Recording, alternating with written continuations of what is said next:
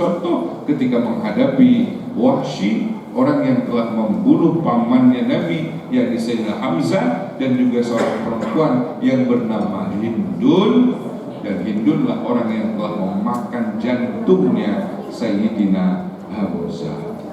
Bapak Ibu yang saya hormati, lagi-lagi kalau perempuan, Bu, ada tokoh-tokoh perempuan sebetulnya yang luar biasa. Ya, kalau kita baca Barzanji, tadi sini baca Barzanji apa? Barzanji, ya, Nasabunya.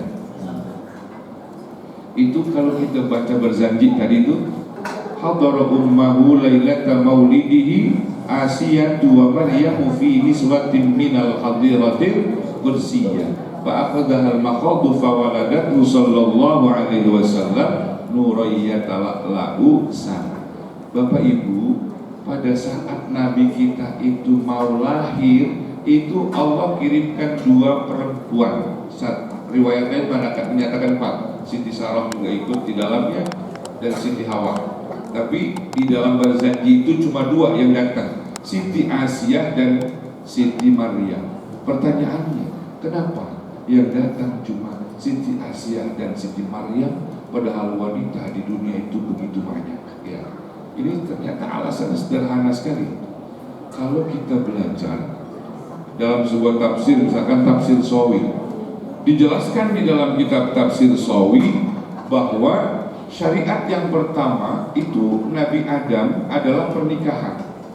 Nabi Adam itu belum melakukan syariat apa-apa, transaksi jual beli tidak ada dan lain sebagainya. Yang ada syariat pertama adalah pernikahan, yakni pernikahan Nabi Adam dengan Sayyidatina Hawa, yang mas kawinnya itu 10 kali baca sholawat. Zaman dulu pernikahan itu mas kawinnya murah, sholawat 10 kali. Tapi kalau zaman sekarang kira-kira bagaimana Pak? Bapak punya anak perempuan, dinikahin sama orang, Pak saya gak punya mas kawin, tapi mas kawinnya cuma sholawat 10. Kira-kira Bapak terima apa kagak Pak? Bu, kira-kira Ibu terima gak anaknya dibawakan mas kawin 10 kali sholawat? Kalau misalkan tidak, ketahuan. Ini yang lamar satu kiai, ini yang lamar satu habib, yang lamar satu ustaz, tapi mas kawinnya cuma 10 selawat. Ini ada pengusaha datang ke rumah bapak, datang ke rumah ibu, mas kawinnya 100 gram. Kira-kira bapak ibu pilih kiai yang mas kawinnya 10 selawat apa yang 100 gram?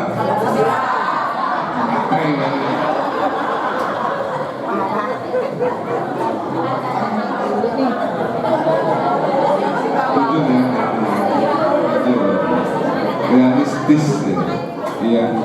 Udah ketahuan itu 100 juta 100 gram. Kalau itu kan Ustaz 10 selawat. Udah gitu selawat Jibril lagi, sallallahu alaihi Muhammad, begitu doang. Dan nasibnya masa depannya belum jelas. Kalau Ustaz kan nasibnya belum jelas, masa depannya belum jelas. Ya pakaiannya dia pakai sarung, ya, jarang Ustaz yang kaya, jarang ya. Yang bawa mobil Alphard jarang Ustaz. Jadi ini kenapa yang datang pada saat Nabi kita mau lahir 2 perempuan, sosok wanita, yakni Siti Asiyah dan Siti Maryam. Bapak Ibu kenal Siti Asiyah kan ya? Bininya, istrinya Fir'aun. Itu ibu bapak, Siti Asiyah bisa masuk ke dalam agama tauhid itu yang bawa siapa? Padahal Siti Asiyah itu adanya di istana. Istananya istana Fir'aun. Dan kemudian Siti Asiyah itu karena bapaknya punya hutang yang banyak terhadap Fir'aun, maka dijadikan tumbal Siti Asiyah untuk dinikahi oleh Fir'aun. Jadi kalau misalkan nanti ada di dalam kehidupan nyata, ada bapak kemudian anaknya lantaran utang, anaknya dijadikan istri, itu bapaknya Fir'aun itu Pak. Fir'aun itu, nyontok Fir'aun itu. Fir'aun. Kemudian Siti Asiyah dia di dalam istana punya tukang sisir yang sisir rambutnya Siti Asia.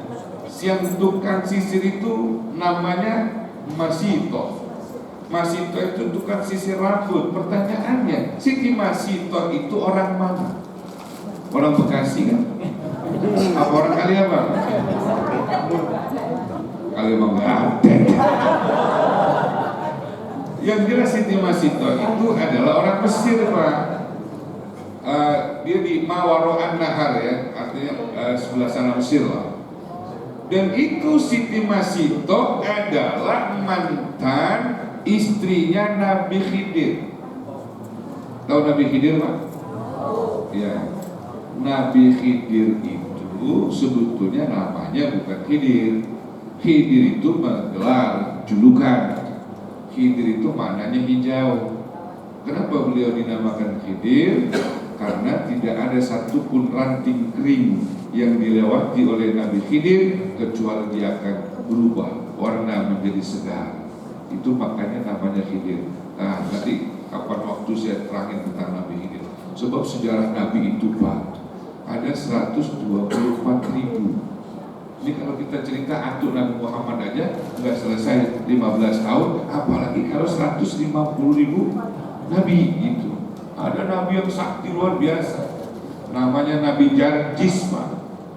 Nabi Jarjis itu pernah dipotong-potong, kemudian dibunuh, dibuang abunya ke laut, tapi masih tetap hidup. Itu Nabi Jarjis, belum Nabi Abdullah dan lain sebagainya. Ya karena memang Nabi dan Rasul itu, Nabi dan Rasul jumlahnya keseluruhan 313, yang dijelaskan Al-Quran 25, Nabi dan Rasul total keseluruhannya berjumlah 124.000. Dan 124.000 itu disimbolkan, dijelaskan para ulama-ulama tarikh, mu'arrikhin, itu sama dengan jumlah bilangan jenggotnya Nabi. Nabi itu jenggotnya ada 124.000 helai. Ya. Coba Bapak yang punya jenggot pernah hitung jenggotnya? Kita nggak pernah hitung, tapi sejarah mencatat betul. Kenapa yang datang Siti Asia? Dan kenapa pula yang datang Siti Maryam? Kita tahu Siti Maryam itu adalah ibunda daripada Nabi Allah Isa alaihissalam. Siti Maryam itu punya ibu namanya Hannah. Hannah itu punya suami namanya Imron. Dan keluarga besar ini dalam Al-Quran diabadikan menjadi Ali Imron, keluarga besar Imron. Ya, nanti itu Hannah punya adik. Ya, adiknya Hannah itu menikah dengan Nabi Zakaria. Maka ini keluarga besar yang tinggal di Palestina pada saat itu. Tapi Siti Maryam adalah wanita yang tanpa menikah kemudian memiliki anak. Karena ini Allah ingin menunjukkan kekuasaannya. Dan kemudian lahir nanti Nabi Isa.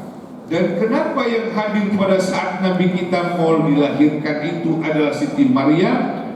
Karena Siti Maryam itu pertama adalah wanita yang terbaik di dunia dan akhirat. Wanita terbaik dunia akhirat itu Siti Maryam. Peringkat pertama. Peringkat kedua itu Siti Khadijah. Peringkat ketiga Siti Fatimah. Peringkat keempat Siti Aisyah. Dan peringkat kelima Siti Asia binti Muzahim, putri dari si Muzahim, zaujatu Fir'aun, yang merupakan istrinya Fir'aun. Dari 5 wanita yang terbaik di dunia dan di akhirat, tapi yang mendampingi kelahiran Nabi itu 2, yang pertama Siti Maryam dan Siti Asia. Di dalam kitab tafsir Sawi dijelaskan bahwa kenapa yang menyambut harus 2 wanita ini, karena memang wanita 2 ini adalah wanita yang nanti akan dinikahi oleh Nabi kita Muhammad SAW di dalam surga sebagai penutup syariat.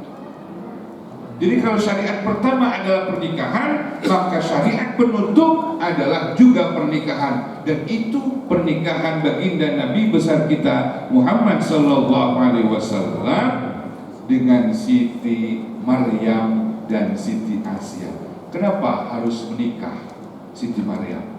Bapak Ibu coba pikirin. Salah satu kenikmatan dunia adalah suami istri. Salah satu kenikmatan dunia ini kita berpasang-pasangan. Kalau nggak ada pasangan, hidup terasa hampa. Bagaimana kemudian kalau misalkan ada orang putus cinta? Ya sudah kita tahu lah nasibnya kayak apa. Banyak rokok. Dia makan kagak mau, apa kagak mau, nafsu makan kurang, itu kan karena cinta. Karena memang pasangan. Ini sudah sunnatullah. Dan kebahagiaan yang sempurna ketika nanti orang berada di dalam surga, terutama bagi perempuan, adalah ketika memiliki pasangan atau suami. Kalau Siti Maryam yang notabene-nya adalah wanita terbaik di dunia dan di akhirat, tapi kemudian di dalam surga gak punya suami, berarti kebahagiaannya kurang sempurna. Maka itu kebahagiaannya nanti disempurnakan dengan dinikahi oleh baginda Nabi besar kita Muhammad sallallahu alaihi wasallam. Masih perawat Siti Maryam. Siti Asia yang istrinya Fir'aun juga masih perawan, Bapak Ibu. Itu Fir'aun geblek. Kenapa saya katakan geblek? Ini gebleknya Fir'aun ini. Ketika Fir'aun memaksa untuk menikahi Siti Asia, itu Allah berikan padanya penyakit peluh, impotensi primer. Impoten itu ada dua katanya. Ada impotensi primer, ada impotensi sekunder. Kalau sekunder lumayan masih ada bangun-bangun. Wah, bocah ini.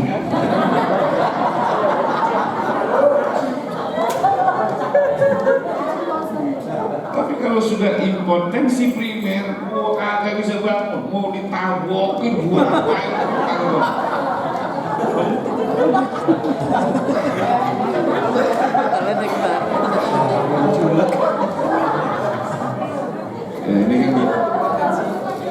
Ini kan bapak-bapak, kalau bapak-bapak kan normal semua ya, sehat semua, cuma golongannya aja ini, ada yang golongan pandangan hidup, ada yang golongan pegangan hidup, ada yang perjuangan hidup, ada yang kenangan hidup. Ada yang hidup-hidup. Udah kenangan namanya Pak, kenangan hidup itu. Ya ada yang 25-30 ya pandangan hidup lah, semandang juga hidup udah. Gitu. Tapi kalau misalkan yang udah 55-60 itu pegangan hidup dia, kalau nggak dipegang, waduh. Ibu paham Bu?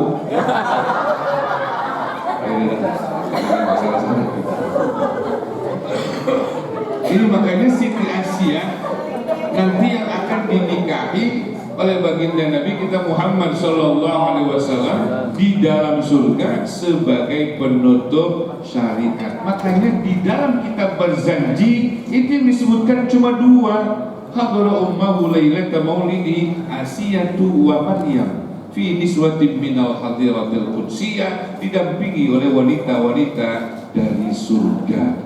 Jadi Nabi kita itu kelahirannya aja yang jemput udah wanita-wanita surga itu Bapak Ibu. Dan Nabi kita itu kelahirannya bukan seperti kelahiran manusia pada umumnya. Fatwa Imam Malik radhiyallahu anhu menyatakan, barang siapa yang berkeyakinan bahwa Nabi Muhammad kharaja min makhrajil baul, keluar dari lubang pipis ibunya dari kemaluan seorang perempuan, faqad kafar, kufur itu orang yang berkeyakinan seperti itu. Nabi kita bukan dari situ keluarnya. Loh dari mana? Melalui operasi sesar. Dokternya siapa? Dokter objinnya siapa? Nah, itu kan Siti Asia, Siti Maryam dan Hadiratil Qudsiyah, bidadari surga. Itu yang menyebabkan kelahiran Nabi itu begitu mulia. Artinya kesempurnaannya luar biasa. Dan lagi satu yang membedakan kelahiran Nabi dengan kita, Nabi itu saat diangkat dari rahim ibunya, Bapak Ibu, tidak mengeluarkan tangisan. Umumnya kan bayi kalau lahir keprot, nangis gak kira-kira Bu? Iya, keprot. Kadang-kadang ada yang langsung nangis, ada yang enggak buru-buru nangis. Itu pertanyaannya dalam kajian agama bagaimana? Kalau dokter nanti punya tinjauan sendiri. Tapi kalau saya, menurut tinjauan agama, itu kan orang pada saat berada dari alam rahim mau pindah alam yang lain, dia akan melalui proses kematian. Itu di dalam perut ibunya dia hidup. Tapi ketika dia mau lahir karena mau pindah alam, dia harus dimatikan dulu oleh Allah. Kalau nggak dimatikan dulu, Bapak Ibu, repot, dia jalan sendiri. Ya makanya ini perlu didorong dengan tenaga ibu. Kalau bahasa Betawinya diterenin apa diapa tuh? Kalau bahasa Jawanya apa? Ya, kayak gue yang ngeden ya, gitu kayak gue.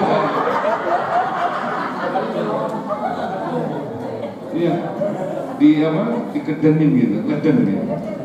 Itu tujuannya supaya dia bisa keluar. Kenapa? Saat dia ada di pintu keluar, dia mati dulu.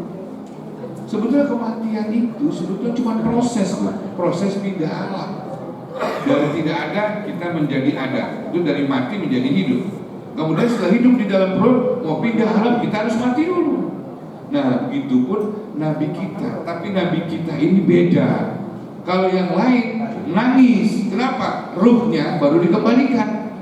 Tapi kalau Nabi kita tidak, justru ketika Nabi kita diangkat dari rahim ibunya, dipegang oleh Siti Asiyah dan juga Siti Maryam, yang terdengar itu adalah teriakan takbir, Allahu Akbar kabira, walhamdulillahi katsira, wa subhanallahi bukratan. Itu yang keluar dari mulut mungil beliau, bukan tangisan. Makanya itu doanya disebut doa iftitah. Doa iftitah, apa arti iftitah? Iftitah artinya adalah permulaan. Permulaan apa? Permulaan Nabi ada di bumi setelah melalui proses kelahiran wati namanya. Nanti kelahiran itu ada dua, ada hakiki, ada wati. Jadi kalau saya terangin panjang lagi aja. 21:17 udah ngantuk ya? Saya udah sampai. Ya. Jadi nanti bisa saya lanjutkan lagi Bapak Ibu. Nah, ya kita ada pengajian di sini malam Jumat nih.